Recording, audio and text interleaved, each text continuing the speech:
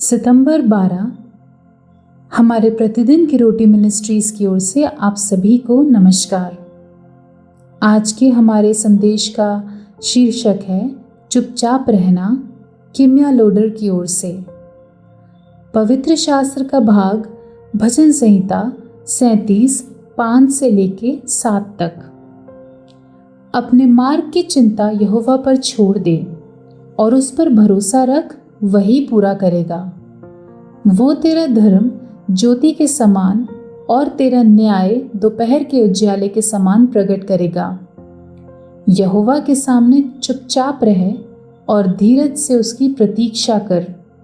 उस मनुष्य के कारण ना कुढ़ जिसके काम सफल होते हैं और वो बुरी युक्तियों को निकालता है। आज का हमारा मुख्य वचन, यहोवा के सामने चुपचाप रहे और धीरज से उसकी प्रतीक्षा कर। उस मनुष्य के कारण ना कुढ़ जिसके काम सफल होते हैं। भजन संहिता 37 उसका 7।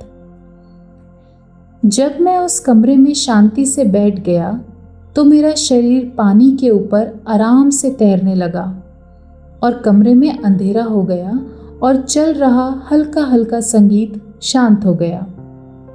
मैंने पढ़ा था कि आइसोलेशन टैंक तनाव और चिंता से राहत देने की चिकित्सा करने वाले टैंक होते हैं, परंतु मैंने ऐसा कुछ पहले कभी अनुभव नहीं किया था। ऐसा लगा कि मानो संसार का शोरगुल और गड़बड़ी रुक गई हो और मैं अपने अंदरूनी विचारों को स्पष्ट रूप से सुन सकता था। मैंने ये स्मरण करते हुए कि शांति में शक्ति होती है, उस अनुभव को संतुलित और फिर से नया करके छोड़ दिया। हम परमेश्वर की उपस्थिति की खामोशी में बड़ी शांति से विश्राम कर सकते हैं, जो हमारी सामर्थ्य को फिर से नया करता है और हमें उन चुनौतियों से निपटने के लिए आवश्यक ज्ञान प्रदान करता है जिनका हम हर दिन सामना करते हैं। जब हम शोर को शांत करते हुए और हमारे जीवन के ध्यान भटकाने वाली चीज़ों को दूर करते हुए खामोश रहते हैं, तो परमेश्वर हमें सशक्त करता है ताकि हम उसकी कोमल आवाज़ को अधिक स्पष्टता से सुन सकें। जबकि संवेदी वचना कक्ष निश्चित रूप से खामोशी का ही एक रूप है, तो परमेश्वर हमें उसके साथ निर्बाध समय बिताने का एक सरल तरीका प्रदान करता है। वह कहता है कि जब तू प्रार्थना करे तो अपनी कोठरी में जा और द्वार बंद करके अपने पिता से प्रार्थना कर, जैसा मत्ती 6 अध्याय उसका 6 आयत कहता है।